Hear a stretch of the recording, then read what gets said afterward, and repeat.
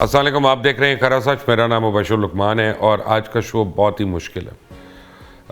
बहुत कम होता है मेरे साथ कि ज़िंदगी में मैं एक्चुअली शो करने लगूं और मुझे मुश्किल हो, और आज है। उसकी वजह यह है कि जब आप किसी को जानते नहीं होते या आपने सिर्फ देखा होता है किसी को, तो आपके लिए बड़ा आसान होता है उनको प्रोब करना, उनसे सवाल करना, और आप बेरहम हो जाते हैं।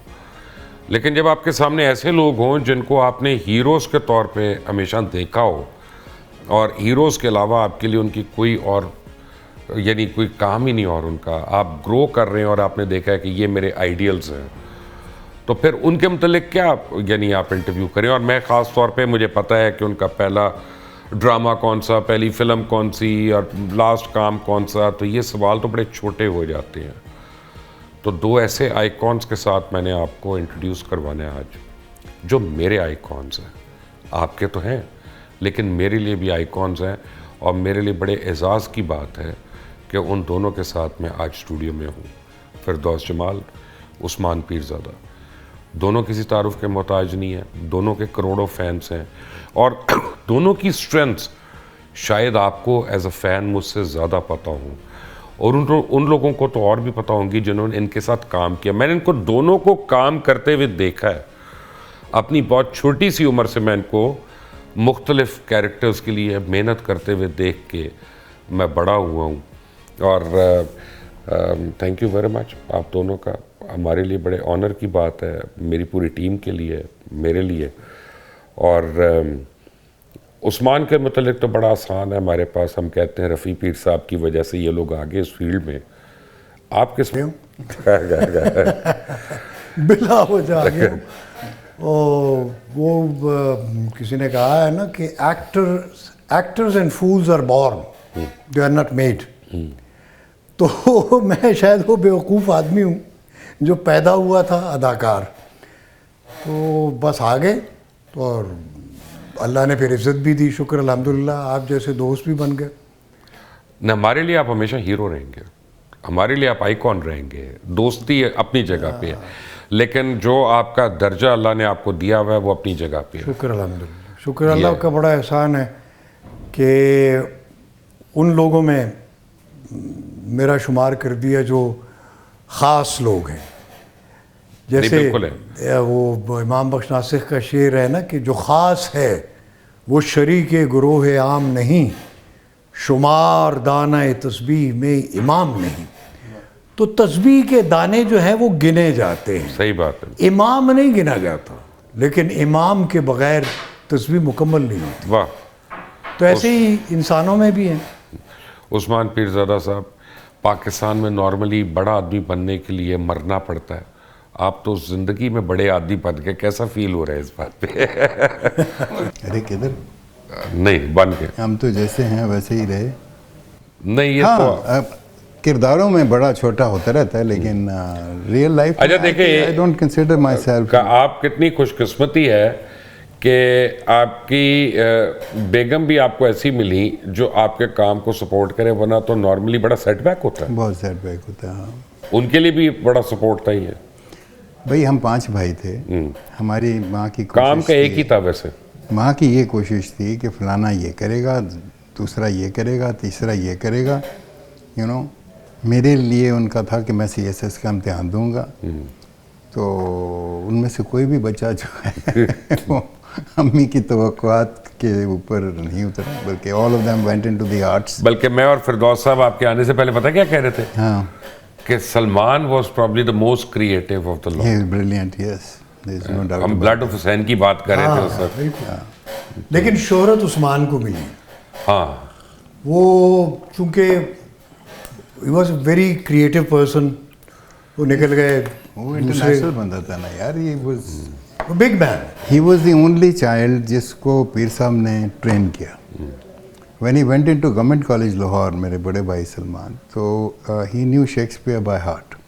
Okay, you can just ask him कि रोमियो एंड जूलियट की वो वाली फलानी स्पीच, हैमलेट की फलानी, and he would like that he will come on because his training started at the age of 7-8. and he worked with David Lean, right? Well, he was about to do this film called Dr. Zhivago, but unfortunately he was doing a serial called Troubleshooters at that time. Yeah, Coronation Street, I think. So his agent couldn't take him out of there. और वो David role लीन के था साथ काम कर लेता David Lean, क्या ही but he बात। knew David Lean very well. David Lean, he was his first choice to play the वो जो टॉम कर्टनी ने वो रोल किया था बाद में। ओके। बट सलमान भाई माशाल्लाह हम तो कुछ भी नहीं है उनके सामने। तो आप पेशावर में कौन सी फिल्में देखते थे जिनको देख के आपको शौक पड़ा? क्योंकि उस वक्त तो कम ही आती होंगी। नहीं, पेशावर में उस वक्त पश्तो, जब मेरा बचपन था हाँ। तो पश्तो फिल्म नहीं थी। पश्तो फिल्म जब मैं जब थोड़ा बड़ा हुआ तो तब यूसुफ खान शेरवानो आई। तो उससे पहले उर्दू फिल्में और पंजाबी फिल्में आती थी। तो मेरे वाले साहब he was very fond of films. Television तो था नहीं, तो वो मुझे when I was a small kid तो मुझे गोद में बिठा के वो ले जाते थे, और गोद में बिठा के तो वो हाफ टिकट होती थी छोटे बच्चों की, आधी, तो वो मुझे गोद में बिठा के तो फिल्म देखते थे। तो वहाँ से बचपन से ही वो फिल्म देखने बड़े तो उस वक्त भी क्या बदर मुनीर ही हीरो होता था? नहीं, उर्दू फिल्म, पश्तो फिल्म तो बनती नहीं थी। वो बाद में पश्तो फिल्म तो जब मैं जवान हुआ लड़कपन में मेरे, तब यूसुफ खान शेरवानो पहली फिल्म बनी थी कराची में बदर मुनीर की। तो वो तो बहुत बाद की। उससे पहले पंजाबी और उर्दू फिल्में आती थी, तो मुझे पंजाबी और उर्दू, लेकिन वो डब नहीं होती थी? नहीं, उस वक्त डबिंग थी ही नहीं। अच्छा। तो मैंने उर्दू और पंजाबी फिल्म से सीखी है, फिल्में देख देख के। टीवी भी फिर बाद में आया, तो टेलीविज़न जब आया तो टेलीविज़न पे उर्दू ड्रामे होते थे। रावलपिंडी इस्लामाबाद टीवी जो था वो पेशावर के लोग देखते थे। पेशावर टीवी तो बहुत बाद में बना, जब 91 में जब मैंने पेशावर टीवी का पहला ही ड्रामा पश्तो का वरकिलारे, वो सीरियल भी था, वो मैंने एक पश्तो प्ले जो पहला प्ले था पेशावर टीवी का, I am the first actor of Peshawar television hero.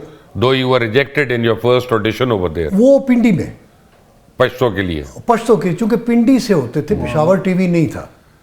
Peshawar TV नहीं था तो हम पेशावर, सॉरी, हाँ, पेशावर टीवी नहीं बना था, तो हम पेशावर में उनका एक ऑफिस होता था, तो वहाँ पे रिहर्सल्स भी होती थी पश्तो और हिंदको ड्रामों की।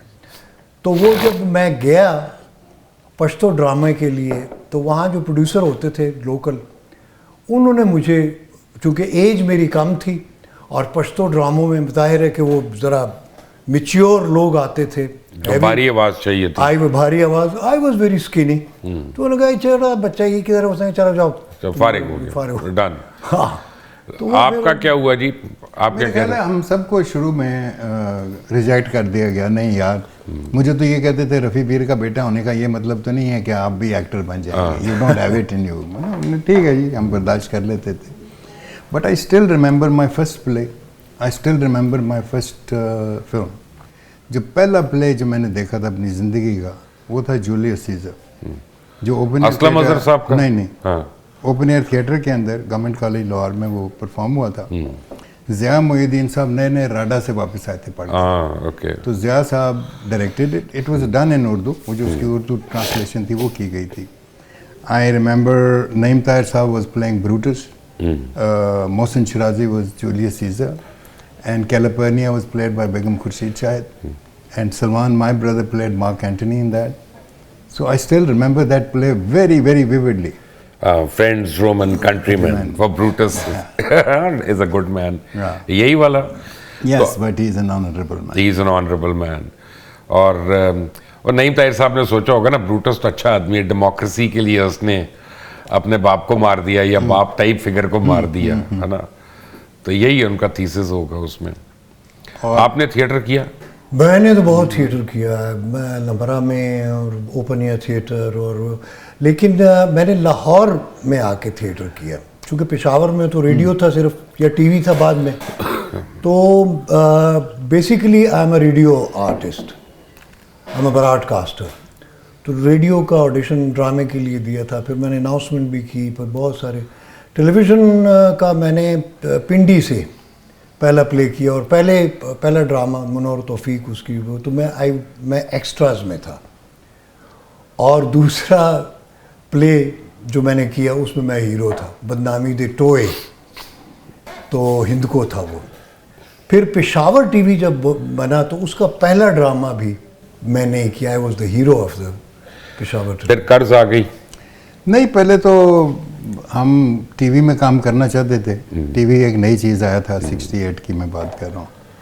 तो अब्बा से मैं कहता था मेरा एक फ़ोन तो कर दें असलम अज़हर को, तो मुझे डांट पड़ती थी कि मैं सिफारिश करूँगा तुम्हारी, go there is a system, follow that system. फिर मैंने अपनी फैज साहब की बेटी को, वो नई नई बनी थी मुनीज़ा आपा प्रोड्यूसर, तो मैंने कहा मुनीज़ा आपा मैंने काम करना, मेरी ऑडिशन करवाएं किसी। मुझे अभी तक याद है उस दिन सुबह उनका मुझे फ़ोन आया, तो कॉलेज के लिए तो नहीं निकला। मैंने कहा तेरी ऑडिशन है आज 11 बजे, मैं आ रही हूँ पिक करने। तो आपा आई, उसने मुझे पिक किया मुनीज़ा आपा ने, और मुझे पीटीवी जो पुराना जो हमारा छोटा सा था वहाँ पे एजाज साहब थे प्रोड्यूसर, रूही एजाज के मियाँ, very fine man, he come from BBC। वो ऑडिशन लिया, मेरे साथ सरवत अतीक का भी ऑडिशन हुआ और रूही बानो का भी हुआ। Roohi Bano was rejected and Sarwat Atiq, Roohi Bano was rejected? उसकी आवाज़ नहीं थी उस टाइम पे, शी वाज नॉट, वैसे भी she was a nervous starter. हाँ मतलब, but she was a brilliant actor. That doesn't mean any, that's what I am trying to say, that doesn't mean anything that first time अगर आप reject भी हो जाते हैं तो किसी को आपकी समझ में नहीं आई है, बिकॉज आई डोंट नो, यहाँ पे स्कूल वगैरह तो था नहीं, हम भी हुए हैं। मुझे ऑडिशन में मैं भी रिजेक्ट हुआ था। आपको पता है सिल्वेस्टर स्टैलोन तकरीबन 600 ऑडिशंस में रिजेक्ट हुआ। Might be. फिर उसने जाके रॉकी का स्क्रिप्ट लिखा और उसने फिल्म बनाई अपनी, और वो हाँ, वो तो बहुत सारे उसमें भी वो जो हॉलीवुड था वो कहते थे तेरा स्क्रिप्ट ले लेते हैं। हाँ, अब वो उसको नहीं ले रहे थे। $50,000 से शुरू हुए थे, एंड में $5 लाख दे रहे थे। उसने कहा नहीं, डायरेक्ट मैं खुद करूंगा, एक्ट मैं खुद करूंगा। अब फिर एक्टर बन गया। श्वार्ज़नेगर पहले रिजेक्ट हुआ।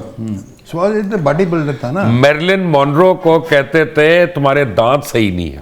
भाई मोनरो की तो मशहूर तरीन चीज़ है, टॉप स्टारडम पे जब वो जा चुकी थी, she was a box office ingredient, suddenly she left Hollywood and came to New York to actor studio, सबसे बड़ा स्कूल जो था एक्टिंग का, जो बड़े कम लोगों को लेता था। Marlon Brando was from there, Paul Newman was from there, Dustin Hoffman was from there. So she went to learn the craft of acting. She said, I do not know acting. हाँ बिल्कुल। अब फिर वही उसके दांत उसकी smile बन गई, और वही स्माइल जो था उसका पोस्टर छपा है। और ये रिजेक्शन जो है ना, ये आपको बड़ी स्ट्रेंथ देती है। जब आप रिजेक्ट कोई आपको करता है ना बड़ी, फिर उसके बाद जो आप सिर छंड के, if you are a thinking man, then you think, why the hell? ये क्यों भाई? वो ही प्रोसेस है।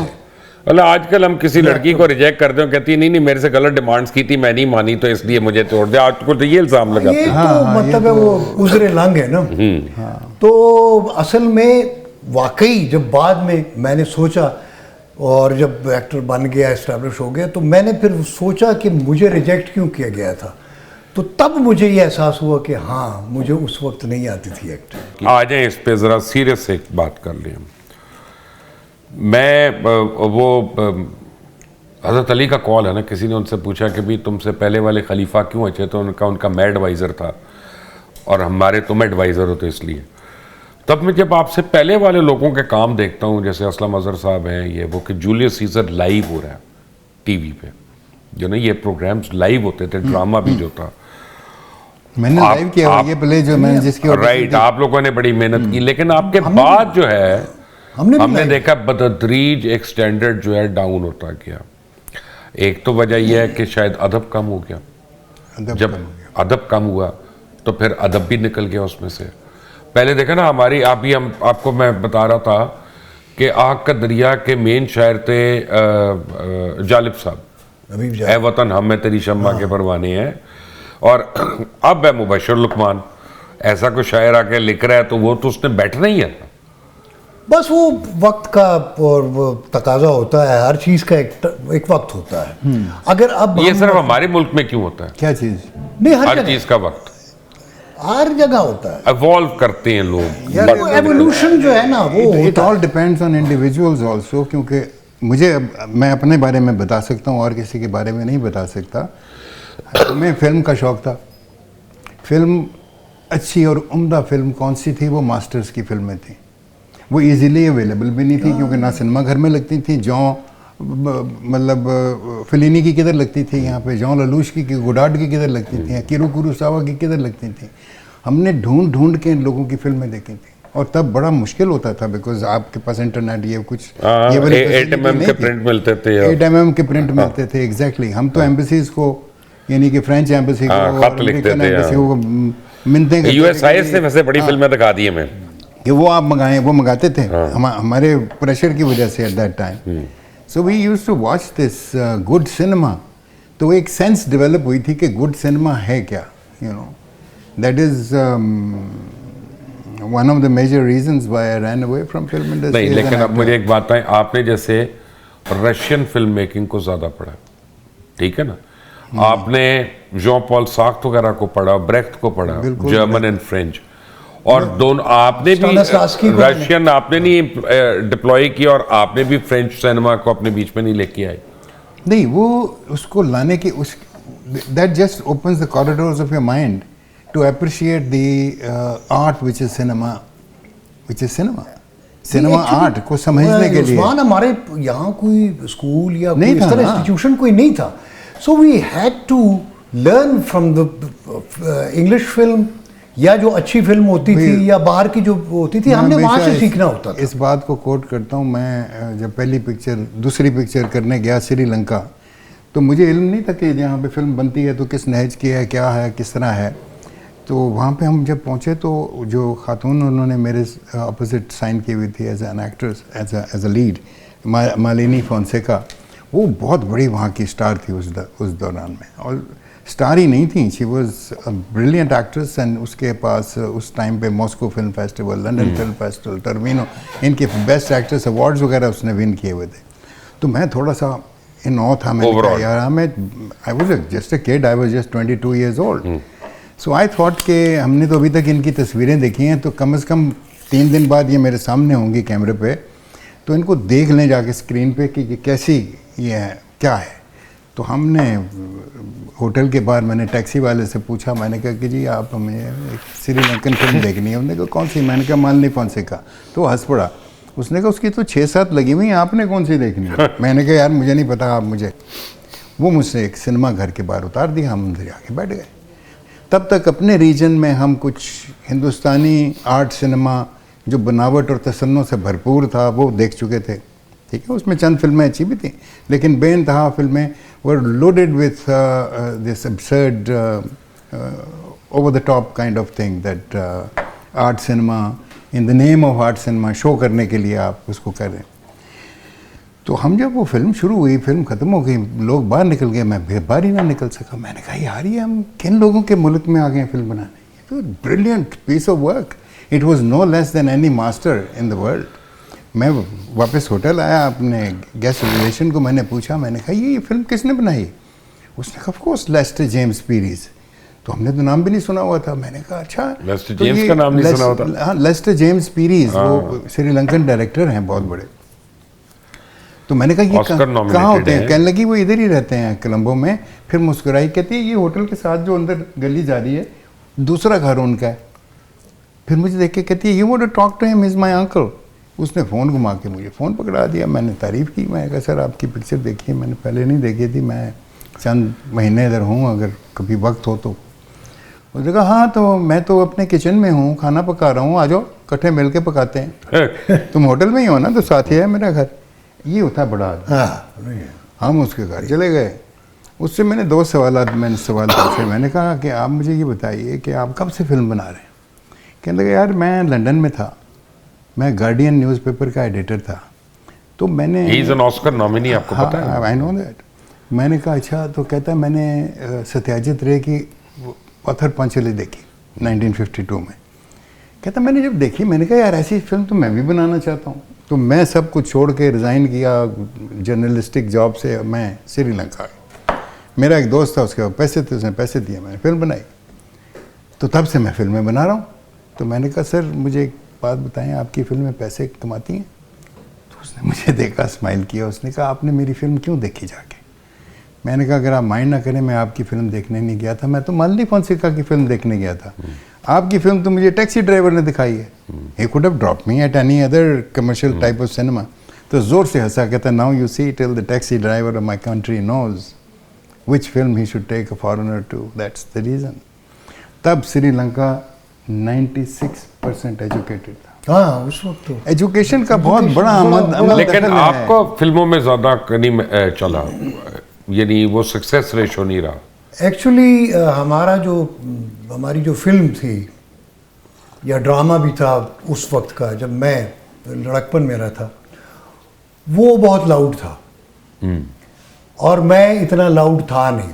आई वॉज मतलब मेरा पता नहीं क्या बचपन से ही, मतलब मैं रियलिज्म पे बिलीव करता था, रियलिस्टिक स्कूल ऑफ एक्टिंग पे। हालांकि मैंने किसी मेथड एक्टिंग तो वो बहुत लाउड था, तो इस वजह से मतलब रेडियो पे मुझे ये चांस मिला। मैंने शुरू रेडियो से किया।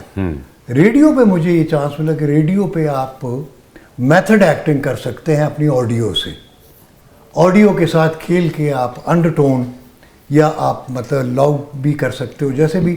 तो रेडियो, अब बहुत कम लोगों को पता है कि radio is the first institution जहां आप मेथड एक्टिंग कर सकते हैं, अपनी ऑडियो से खेल सकते हैं, और आपको लाउड भी अगर होना पड़े तो आपको दूर माइक्रोफोन से जाना पड़ता है। तो इसलिए, और जब ये जो डिस्टेंस का जो एक प्ले है कि जब आप लाउड करते हो तो आप माइक्रोफोन से दूर चले जाते हो, और जब अंडर करते हो तो माइक्रोफोन के करीब आ जाते हो। ये जो फुटवर्क है ये और किसी मीडियम में आपको नहीं मिलता। तो इससे बहुत कुछ बंदा सीखता है कि जब आप डिस्टेंस का, आपको शऊर आ जाता है कि डिस्टेंस क्या पार्ट प्ले करता है एक्टिंग में। बहुत कम लोगों को ये पता है। लोग आवाज़ों पे तो वो जो देते हैं, बॉडी मूवमेंट पे देते हैं, लेकिन डिस्टेंस पे नहीं दे सकते।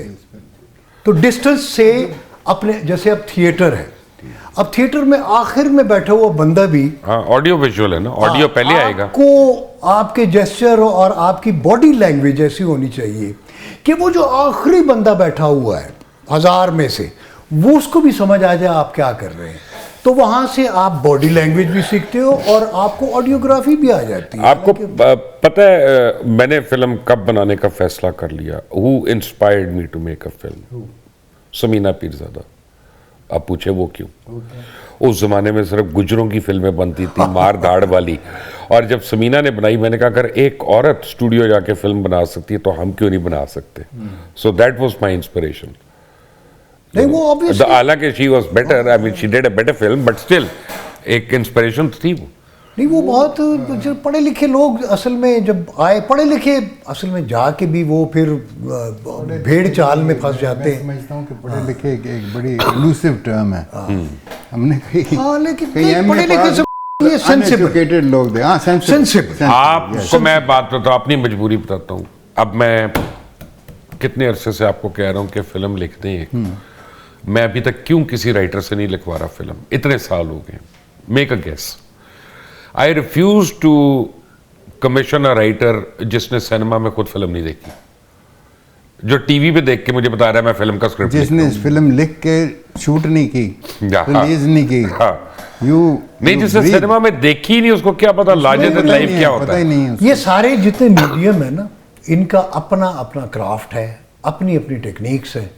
एक दूसरे को अगर हम मिक्स कर दें वो, अब ये देखें, मुझे आप एक बात बताइए, film is a different medium entirely. आप ये देखें, नहीं ओवरलैपिंग है ना, रेडियो हो, थिएटर हो, फिल्म हो, टीवी हो, ओवरलैपिंग है ना। हाँ ओवरलैपिंग है, लेकिन टेक्निक्स डिफरेंट है, मेथड डिफरेंट। लेकिन अब मैं कह रहा हूँ कि फर्ज करें स्क्रिप्ट आपका स्क्रीन पे लिखा है परवेज मलिक साहब ने, कैमरामैन है लेट से अली जान साहब, ठीक है ना, या अफजल चौधरी। अफजल चौधरी तो बहुत बड़े थे अपना वो तो, और म्यूजिक का रॉबिन घोष का। तो अब एक्टर के लिए तो बड़ा थोड़ा मार्जिन रह जाता है ना उसमें काम करने का। अब तो सब कुछ ही खुद करना है। नहीं वो ज्यादा मुश्किल है, क्योंकि आप जिन लोगों के साथ काम कर रहे हो उनका स्टैंडर्ड बहुत हाई है। So you have to match that standard, और वो आपको उस सतह पे जाके काम करना होता है, तो वो मुश्किल काम है। अच्छा, जिन्होंने नहीं किया होता उनके लिए आसान है, और जो करने वाले हैं उनके लिए मुश्किल होता है। तो इसीलिए जो लोग काम क्लिक करता होता ही उसके लिए मुश्किल है जिसको आता हो। जिसको आता है उसके लिए मुश्किल है, जिसको नहीं आता उसके लिए आसान है। Being a filmmaker, when we did our first film, Nazdikiyan, it was a very modern story. It was not. It was a story about a marriage. It was a story about marriage. जो शादी होती है वो शादी arrange marriage है, वो break कर जाती है किसी वजूहत की वजह से, और अभी तलाक में कुछ टाइम है, 1-1.5 साल के बाद ये कहीं पे मिलते हैं और वो मीटिंग दूसरे में और तीसरे में होती है और फिर वो अपनी ही बीवी से एलोप करके भाग जाता है। This is the story, this is what we worked on.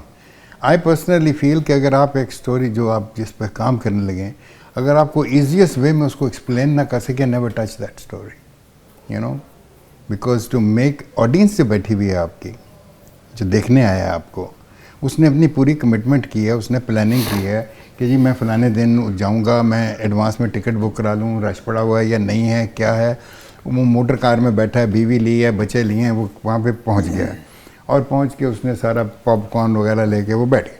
उन्होंने अपनी कमिटमेंट पूरी कर दी है। अब जो स्क्रीन पे होना सामने, दैट इज़ योर पावर कि do you let them, how you excite them, how you make them, ना कितनी अच्छी आप वो उसकी ये जो थे दिस ग्रेट डायरेक्टर जिसने बैनर बनाई थी, विलियम वाइलर, उसका मैं इंटरव्यू सुन रहा था, उसमें वो कहता है उसको कि एक फिल्म के लिए जो 3 रस्सीम हैं पहले, वो कौन से हैं मोस्ट इंपॉर्टेंट 3 पॉइंट्स बताएं। कहता है number 1 story, number 2 story, number 3 story. वो कहता है कैन यू डिस्क्राइब, वो कहता है it's the story on which the director and the producers and everybody works. देखिए उसका कैनवस क्या था, is the story in which the actors work, grand, it's the story which audience takes back home। और अगली film उसने कौन सी की, William वाइलर ने नेक्स्ट फिल्म आफ्टर बैनर उसने जाके की वेट अंटिल डार्क, एक गंदी, और ऑड्री हेपबर्न की आई थिंक उसमें थी, एक अद्दी थी उसमें, 2 कमरों की कहानी थी वो, लेकिन बाहर वो बड़ा आदमी, वो कोई मतलब है कोई, बाय द वे वो भी एरी 2C पे शूट हुआ था।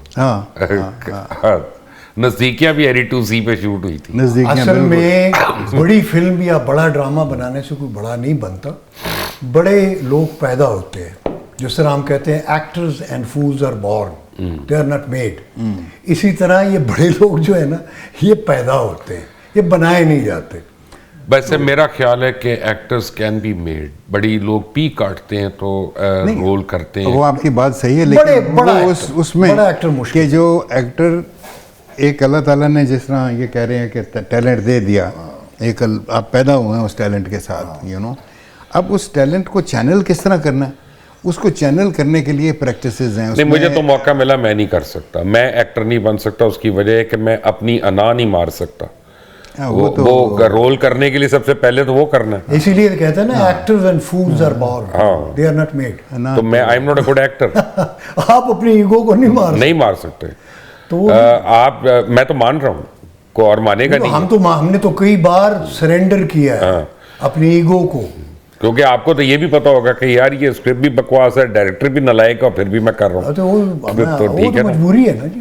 हमने शुरू में तो हम पता नहीं क्या क्या पापड़ बेले हमने, मेरे पास तांगे का या रिक्शे का किराया नहीं होता था और रेडियो स्टेशन मुझे जाना होता था जून जुलाई अगस्त की गर्मियों में, पैदल घर से कई मील पैदल पेशावर में, बड़ी गर्मी पड़ती है, बड़ी गर्मी पड़ती है, और मैं जाता था रेडियो। फिल्म से टीवी पे आते हुए हमने देखा है लोगों को, जैसे यावर यादसा भाई, ह्यूज सक्सेस। टीवी से फिल्म पे जाते हुए हमने देखा सिर्फ Javed Shaikh is a major success story, कि जो टीवी पे बने पहले और फिर फिल्म पे जाके हिट हुए।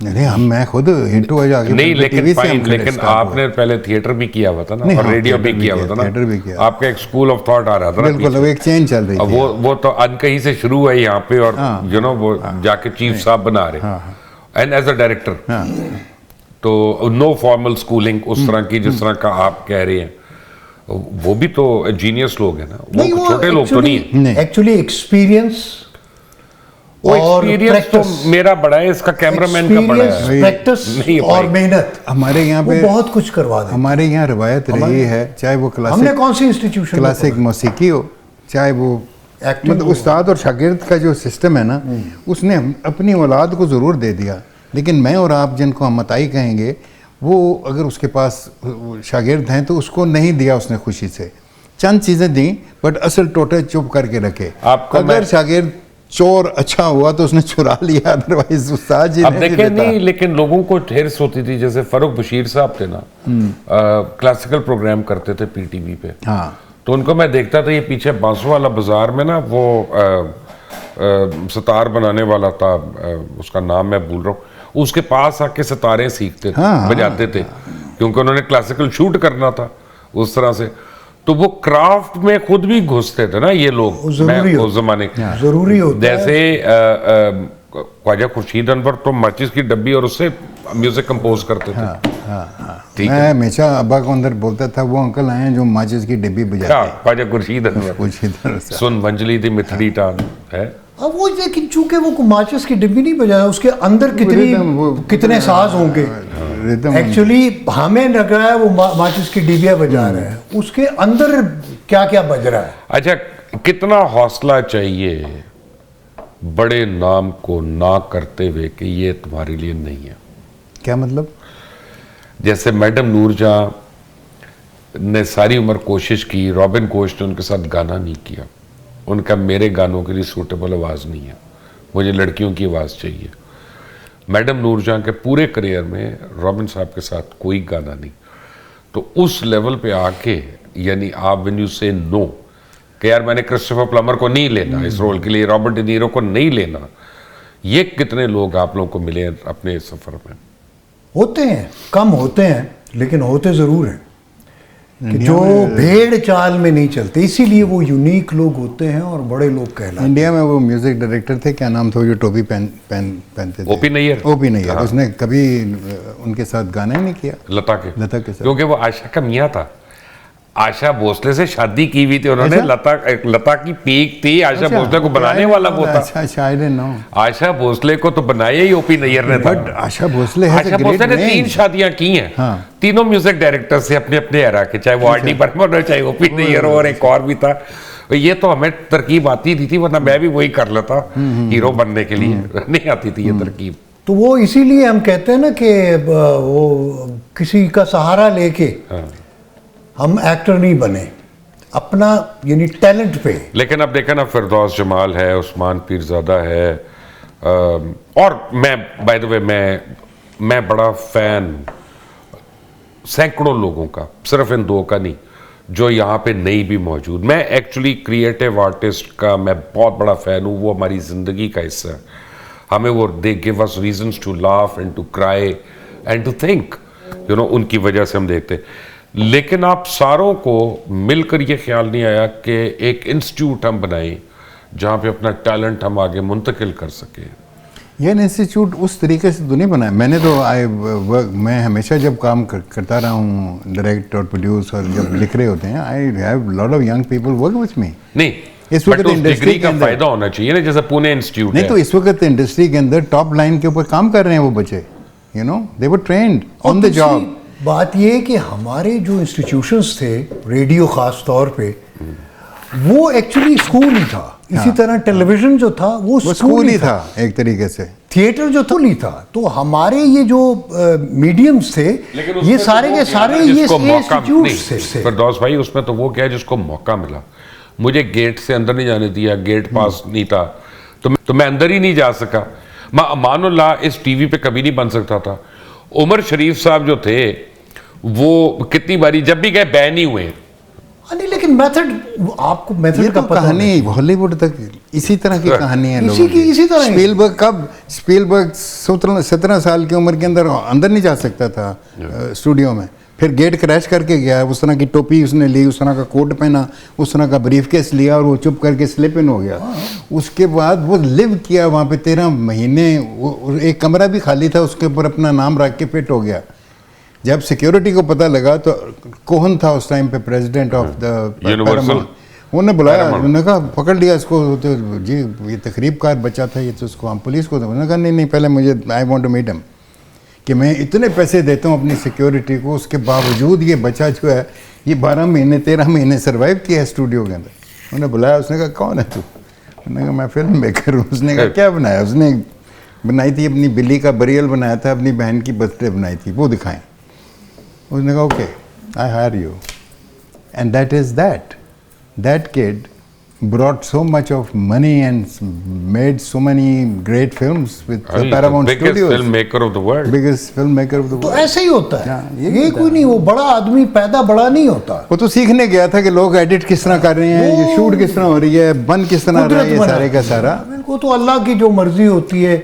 पैदा सारे आम, जिस तरह से आम लोग पैदा होते हैं इस तरह सारे बड़े लोग भी पैदा होते हैं, लेकिन वो बड़े बनते हैं फिर अल्लाह ने जो लिखा होता है उनके लिए, तब वो बड़े बन जाते हैं। ये जो फिजिकल है ना देखना, जिस तरह आप बैठ के देख रहे हो सब कुछ हो कैसे रहा है, you know. I remember when my father used to tell me when he was working at the UFA studios, doctor Caligari's cabinet, this is one of the, that's the first feature film, he was a trolley pusher on that.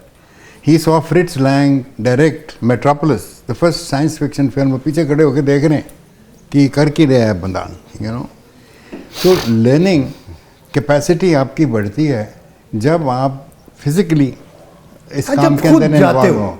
Physically, practical जब आप करते हो, practically आप करते हो, आप घर में बैठ के इमेजिन, तो जिस तरह हम करते थे कि एक्टर को देख के और ड्रामा देख के या फिल्म देख के हम भी एक्टर हैं, नहीं, आपको खुद करना पड़ता है। जब आप खुद करते हो, जब उसको प्रैक्टिस में आप आते हो, तब आप एक्टर बनते हो। मैं सोचता हर आदमी अपने आप को बड़ा एक्टर है, लेकिन बड़ा बनने के लिए बड़ा काम करना पड़ता है। हम अपने शूटिंग के बाद, मैं तो एम अकरम साहब को मिठाई का डब्बा दे के उनका शागिर्द बना था, तो मैं बैठ के वो हाथों से जो होता तो सारा हैंडीक्राफ्ट काम था, editing.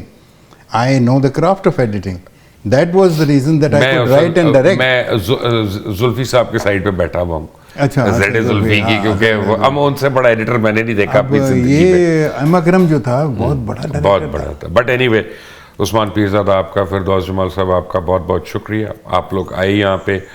And I am sure कि जो यंगस्टर्स देख रहे होंगे उनको भी शौक पड़ेगा। लेकिन मैं एक बात बताऊँ आपको कि इन्होंने कोई शॉर्टकट नहीं लिया, दोनों ने रेडियो भी किया, थिएटर भी किया, टीवी भी की, फिल्म भी की, और सब दिलो जान से किया। तो if you want to be a creative artist, सारे मीडियम्स में जाएं, हु नोज़ आप कौन से मीडियम में एक्सेल करें और सीखें जिस तरह इन्होंने मेहनत की। There is no shortcut to success. जन्नत में जाना है तो पहले मरना पड़ेगा, तो सीख लें, ये बड़ों से हमारे दरमियान है। अनटिल द नेक्स्ट टाइम, अल्लाह हाफिज़।